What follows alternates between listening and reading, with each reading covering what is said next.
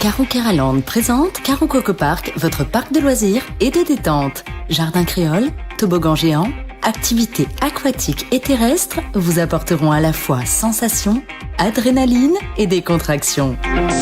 Régalez-vous dans son restaurant, le Coco Blue, ou dans l'un de ses snacks. Partagez des émotions fortes dans la zone de jeu Coco Game, où Escape Game, réalité virtuelle et Maison de la Peur vous offrent un 3 en 1. Fêtez vos meilleurs événements avec Caro Coco Recept dans nos espaces privés lounge.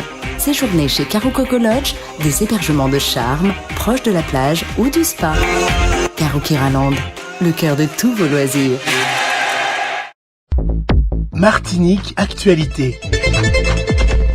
La Sopamar intensifie son combat en Martinique. Lors de son assemblée générale, hier, l'association a tiré la sonnette d'alarme face à une crise foncière grandissante dans l'île. Avec 488 dossiers en cours, la Sopamar dénonce des spoliations foncières qui touchent des familles, souvent propriétaires depuis plusieurs générations. Les victimes se voient dépossédées de leurs terres au profit de promoteurs, menaçant ainsi leur patrimoine et leurs droits. En 2024, la Sopamar a remporté 12 victoires en justice, notamment contre des permis de construire illégaux. Pour 2025, l'association appelle à une mobilisation citoyenne et recherche de nouveaux bénévoles pour soutenir son combat en faveur de la justice sociale et environnementale. Les résultats scolaires dans la Caraïbe anglophone sont en chute libre avec seulement 4,9% des élèves réussissant le brevet des collèges en 2024. Les matières essentielles comme les mathématiques et l'anglais affichent des résultats particulièrement faibles. Cette crise s'aggrave depuis 2020 avec des milliers d'élèves échouant chaque année, souvent en raison de conditions scolaires inégales, établissements sous-financés, classes surchargées et manque de formation pour les enseignants. Le Guyana, confronté à un manque de place dans les collèges, initie un programme d'investissement dans l'éducation, mais l'inégalité reste un obstacle majeur. Selon certains experts, cette crise est le reflet de problèmes plus profonds comme la crise économique et l'immigration. Depuis 2 ans, l'école polytechnique propose un programme d'accompagnement renforcé aux élèves de la Martinique avec X-Tutorat Martinique. Des élèves polytechniciens en première année assurent un tutorat scientifique au lycée Victor Schellcher à Fort-de-France, mais aussi dans 3 collèges de l'île. Ils accompagnent les élèves en sciences, offrent du soutien scolaire, animent des ateliers et les guident dans leur orientation. Ce programme fait partie des cordées de la réussite, visant à encourager les jeunes vers des études scientifiques ambitieuses et à lutter contre l'autocensure. Aujourd'hui, plus de 200 lycéens bénéficient de cet accompagnement sur l'île. Le groupe GBH, dirigé par Bernard Ayotte, a déposé une plainte pour diffamation contre l'avocat martiniquais maître Alex Ursulé. Cette plainte fait suite à des propos tenus par ce dernier lors d'une émission diffusée sur Facebook à la fin de l'année dernière, au cœur de la crise sociale sur la vie chère. Maître Ursulé a suggéré que le groupe Ayotte finançait les campagnes électorales des élus martiniquais, notamment en affirmant que les béquets savent manier la corruption. Les avocats du groupe GBH contestent vigoureusement ces accusations qu'ils jugent mensongères et estiment que de tels propos portent gravement atteinte à l'honneur et à la réputation de l'entreprise. L'affaire met en lumière les tensions persistantes sur l'île où les questions économiques et politiques restent particulièrement sensibles. La remontée du chômage en France hors Mayotte se confirme. Selon les derniers chiffres publiés par le ministère du Travail, le nombre de demandeurs d'emploi inscrits à France Travail a augmenté de 3,9% au 4e trimestre 2024, soit la plus forte hausse en une décennie, hors crise du Covid. Cette augmentation est particulièrement marquée chez les jeunes de moins de 25 ans avec une hausse de 8,5%.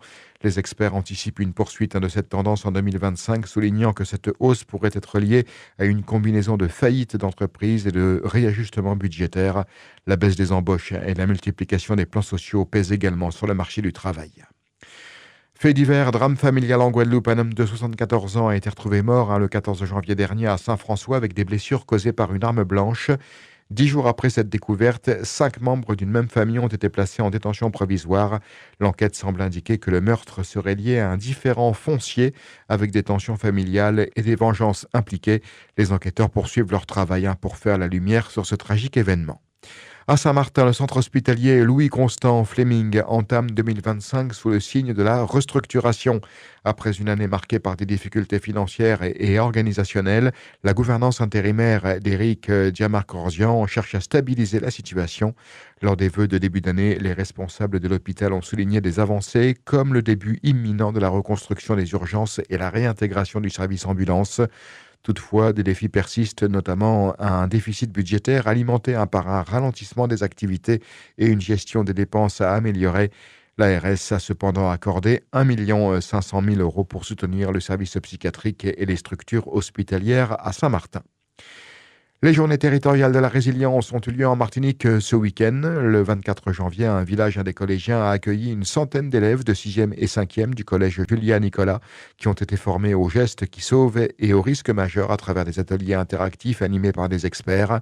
Samedi, un village tout public a été installé à la place Joyeuse de Trinité où des animations immersives ont simulé des situations de crise pour apprendre aux participants les bons réflexes en cas d'urgence. Ces 2 journées ont eu pour but de sensibiliser la population au comportement à adopter face aux risques et à la préparation aux crises. Elles s'inscrivent dans le cadre de la commémoration du tremblement de terre de 1839, un événement marquant pour la Martinique. Écoutons Jennifer Caclin, infirmière conseillère technique auprès de l'Académie de Martinique. Dans le contexte insulaire où nous vivons, il est important pour nous de sensibiliser nos jeunes citoyens afin de devenir justement des sauveteurs responsables également. Et nous avons aussi au niveau national une directive qui a été donnée en 2016 afin de pouvoir former tous les élèves quittant le collège au PSC, donc au premier secours civique, afin justement de pouvoir agir assez rapidement quand il y a un danger, mais également aussi une urgence. Et vivant dans une île, en fait, il est vraiment nécessaire pour nous de sensibiliser ces jeunes qui sont demain nos futurs citoyens et qui pourront nous accompagner également dans cette démarche de sauvetage. Et je prends juste l'exemple où au niveau de réplique où ils expliquent par rapport au séisme, le sac qu'on doit normalement avoir à notre domicile avec les éléments nécessaires si jamais nous subissons un tremblement de terre, puisque nous sommes souvent nous sommes dans cette île où nous avons souvent des séismes, même s'ils sont légers, mais nous pouvons avoir un très gros, comme nous avons eu en 2009. Et c'est vrai que ça peut arriver à n'importe quel moment, donc il faut qu'ils connaissent vraiment tous les éléments pour pouvoir prendre en charge quelqu'un, les outils importants à posséder pour être mieux, je dirais. Sport nautique, à partir d'aujourd'hui et jusqu'au 1er février, plus de 70 concurrents prennent le relais du Martinique Kata Raid, 10e édition, une épreuve qui rassemble les meilleurs régatiers en catamaran de sport. Et cette année, les wingfoils font leur entrée. Ces planches sur foil qui allient le kitesurf et la planche à voile avec des champions comme Oscar Leclerc et Oran Series vont se mesurer au catamaran sur un parcours de 150 miles autour de l'île. Les participants affrontent des étapes longues et de sprint avec une incursion en eau Sainte-Lucienne. Les favoris dont Ad Noord Zige, champion 2024, et Gurvan Bontemps sont prêts à en découdre, ou encore les Martiniquais Nicolas Gillet et Nicolas Poix qui visent la victoire. À suivre. Culture, à l'occasion du 22e anniversaire de la disparition d'Edith Lefel, une icône de la musique caribéenne, un best-of spécial est sorti rassemblant ses titres emblématiques remasterisés. La chanteuse guyano-martiniquaise, décédée prématurément en 2003 à seulement 39 ans, reste l'une des plus belles voix de la Caraïbe. Ce best-of, disponible en double CD et sur les plateformes de streaming, reprend ses plus grands succès comme Sirène, SOS Mémé et Mimouen. Le journal des sports vous est présenté par Rémi Colbert. Bonjour à tous. Nous débutons cette édition par de la voile moderne. La 10e édition du Martinique Kata Raid, régate côtière autour de l'île, en catamaran de sport, a démarré hier par une régate d'entraînement au Robert. Aujourd'hui, les concurrents s'affrontent entre le Robert et le Prêcheur. Demain, ils feront Prêcheur-Schellcher. L'étape de mercredi partira de Schellcher pour une arrivée au Marin. Celle de jeudi devrait s'offrir une toute nouvelle étape avec un aller-retour entre le Marin et l'île voisine de Sainte-Lucie. On écoute les précisions du chargé des sports de la ville du Marin, Albert Lapiconne. On aura une autre manifestation nautique, donc le Martinique Kata Raid, qui va arriver le mercredi 29 au Marin, donc ça sera l'étape Schellcher Marin. Et en fait, dans le cadre de cette Kata Raid, on organise le Grand Prix de la ville du Marin, donc avec l'étape Schellcher Marin qui va compter pour une première journée, et ensuite une journée le lendemain. Alors c'était prévu de faire Martinique-Sainte-Lucie aller-retour, mais vu les conditions qui sont prévues de mer et de vent, peut-être qu'on sera obligé de changer le parcours et de faire un parcours côtier plutôt qu'un parcours, une traversée du canal de Sainte-Lucie.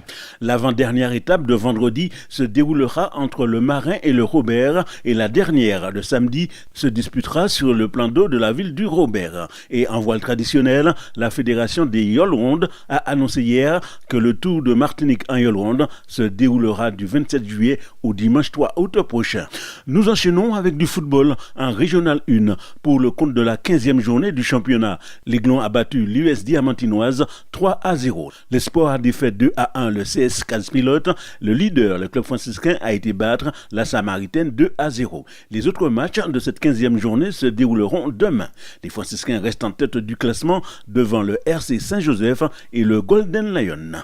En R2, à l'occasion de la 13e journée, dans le groupe A, l'Olympique a défait l'Éclair 2-1. Le Goodluck s'est incliné 2-1 contre l'AS Morne-Pito. Le RC Rivière-Pilote tombe à domicile 1-0 face à l'Éveil. Pour le joueur de l'Éveil des Trois-Îlets, Sébastien Accus, l'objectif, c'était de prendre les 3 points de la victoire. C'était l'objectif parce que ça faisait déjà un moment qu'on voulait cette victoire et on l'a eu, donc c'est l'essentiel pour aujourd'hui. Comment il a été ce match ? On va dire un match rude. On est allé chercher ses points avec la difficulté, mais on l'a eu, donc c'est l'essentiel aussi. Vous prenez les points, donc vous remontez un peu au classement ? Oui, justement, parce que c'était les deuxièmes. Donc là, on prend petit à petit et puis on va essayer de faire ça tout au long de la saison. Au classement, l'Inter de Sainte-Anne reste le leader devant le RC Rivière-Pilote et l'Éveil. Dans le groupe B, l'Océanique a dominé le Réveil sportif sur le score de 2-0. Match nul, 1 but partout entre l'Étendard et l'US Riveraine. L'Essor s'est imposé 6-1 face à l'ASF. L'AS Morne des Est qui affrontera le Silver Star demain est en tête du classement. Elle est suivie de l'Asso et de l'Essor Préchotin. La suite du journal des sports, Rémi Colbert.